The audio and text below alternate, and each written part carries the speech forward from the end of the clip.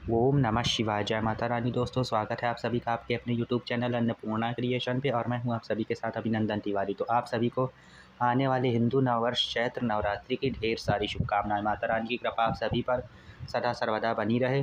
तो आज के ये वीडियो बहुत महत्वपूर्ण होने वाली है माता के सभी भक्तों के लिए, क्योंकि आज के इस वीडियो में हम जानेंगे चैत्र नवरात्रि कब से शुरू हो रहे हैं और कब समाप्त होंगे, दिन और तारीख, पूजा की संपूर्ण विधि, पूजन सामग्री और कलश स्थापना, संपूर्ण हवन विधि, ये संपूर्ण जानकारी हम विस्तृत तरह से जानेंगे।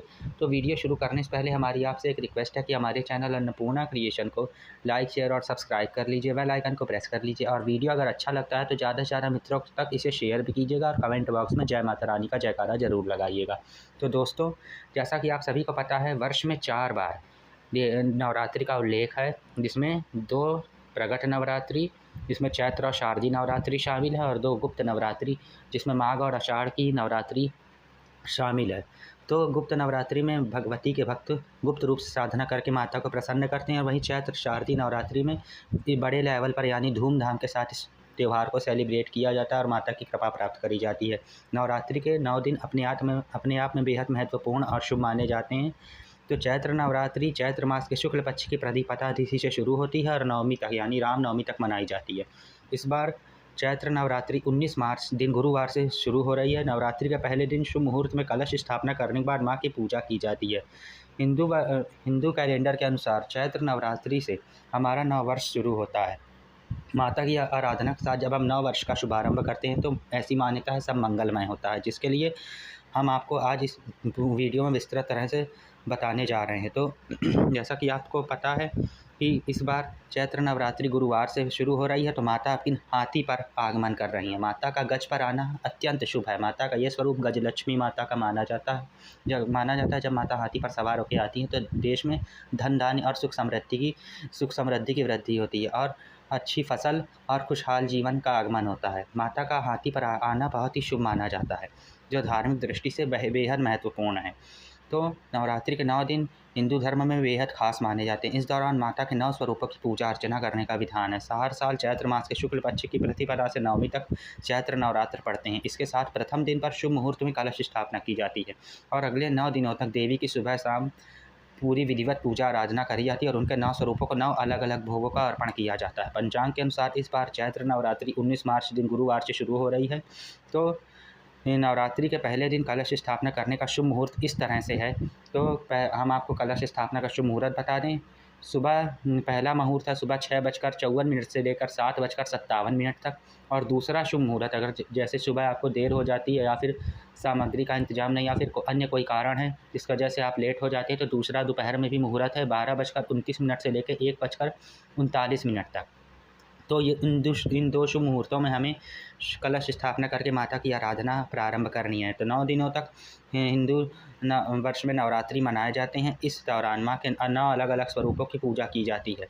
तो इस बार जैसा कि हमने आपको बताया, इसके अलावा जो जातक दोपहर में पूजा नहीं कर सकते हैं वो सुबह पूजा कर सकते हैं, और जो सुबह नहीं कर सकते वो दोपहर के मुहूर्त में कलश स्थापना कर सकते हैं। तो मंदिरों में पंडालों में कलश स्थापना सबसे उत्तम मुहूर्त जो होता है वो अभिजीत मुहूर्त का होता है, यानी दोपहर के समय इन सभी जगहों पर कलश स्थापना करके माता का आगमन किया जाता है, उनका आवाहन करा जाता है, उनकी पूजा करना होता करी जाती है। तो दोपहर में कहते हैं जब ये कलश स्थापना होती है तो ज़्यादा फलदायी होती है। तो इसके अलावा जो जातक दोपहर में पूजा नहीं कर सकते उनके लिए कलश स्थापना का मुहूर्त सुबह 6:54 से 7:57 तक रहेगा। इस अवधि में घर में कलश स्थापना करके शंखनाद करके माँ भगवती की पूजा करें। माता का आगमन का मंत्र है ओम जयंती मंगला काली भद्र काली कृपालिनी दुर्गा क्षमा शिवा धात्री स्वाहा स्वधा नमस्तुते। इतना कहते हुए हाथ में लिए हुए अक्षत और पुष्प को माता के चरणों में अर्पित करें और अपना संकल्प माँ के सामने रखें कि माता, आज से हम 9 दिनों के लिए आपकी सेवा में समर्पित हैं। आपके जितना सामर्थ्य है उस हिसाब से आपका पूजन अर्चन कर रहे हैं।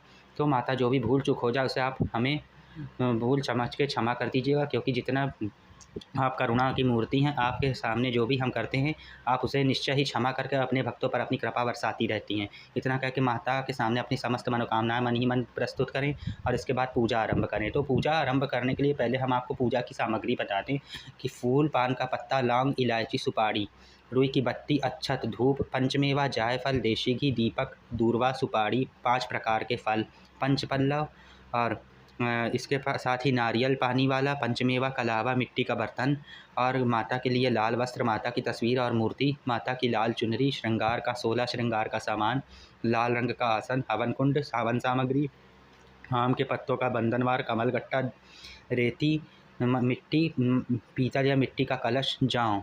और इसके साथ हम 16 श्रृंगार की बात करते हैं तो माता के 16 श्रृंगार में मांग टीका, लाल बिंदी, सिंदूर, गजरा, झुमके, काजल, नथ यानी नथुनी, बाजूबंद, गले का हार, कमरबंद, मेहंदी, लाल चुनरी, सिंदूर, लाल रंग के वस्त्र, इत्र और बिछुआ और पायल और इसके साथ ही माता को सिंदूर भी हम विशेष रूप से अर्पित करते हैं। तो इसके लिए अगर आप इतना सामग्री का इंतजाम नहीं कर पाते तो आप कुछ 5 या 7 तरह की सामग्री माता को अर्पित कर सकते हैं, जिसमें मुख्य रूप से मांग में लगाने वाला सिंदूर, माथे की बिंदी और मेहंदी का कोन और ये चूड़ी और सिंदूर, ये सब मुख्य रूप से श्रृंगार की सामग्री में आते हैं। और इसके साथ ही आप हल्दी और कुमकुम और लाल चुनरी को भी शामिल कर सकते हैं। इसके साथ पान का पत्ता भी श्रृंगार की सामग्री के साथ हम पान सुपारी का बीड़ा भी माता को ज़रूर अर्पित करते हैं। इसको बहुत ही शुभ माना जाता है।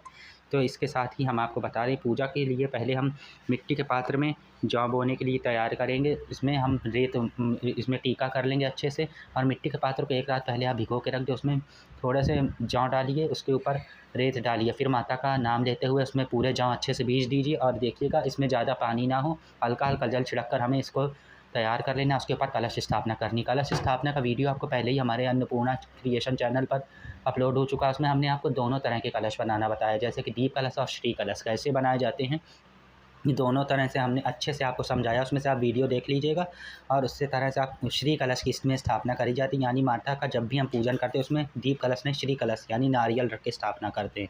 तो उसके बाद कलश स्थापना करेंगे। कलश स्थापना को माता की दाहिनी ओर करेंगे। एक चौकी, एक जगह पर आसन को साफ करके वहाँ पर चौकी रखिए, ऊपर लाल वस्त्र बिछाइए, उस पर माता का चित्र यानी नव दुर्गा का चित्र स्थापित करिए। उसमें सौम्य स्वरूप की पूजा करना अत्यंत महत्वपूर्ण है, यानी कि आप जब पूजा करने के लिए विग्रह चुने उसमें माता महिषासुर का वध ना कर रही हों, ऐसी तस्वीर को हमें इस पूजा में नहीं रखना चाहिए। माता सौम्य मुखमंडल वाली, यानी उनके चेहरे पर मंद मुस्कान हो, नौ स्वरूपों के साथ विद्यमान हो, ऐसी मूर्ति की हमें पूजा करना शुभ बताया गया है। उसके साथ माता के दाहिनी ओर कलश की स्थापना करें। अगर आप अखंड ज्योति जलाते हैं तो उसे माता के बाईं ओर स्थापित करें।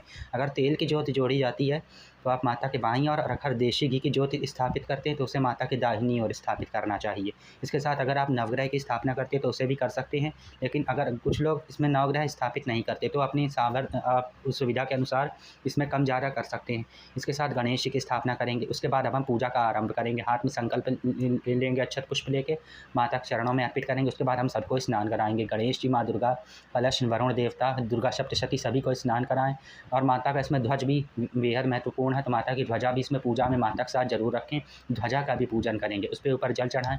उसके बाद सबको चंदन, हल्दी, रोली, सिंदूर, अक्षत, गंध पुष्प, धूप, दीप इत्यादि से सबका पूजन करेंगे। माता को भी हम चंदन, हल्दी, रोली, सिंदूर, गंध पुष्प से तिलक करेंगे। गणेश जी का तिलक करेंगे। उसके बाद उन्हें गणेश जी को फूल और दूर्वा अर्पित करेंगे, लाल फूल और दूर्वा।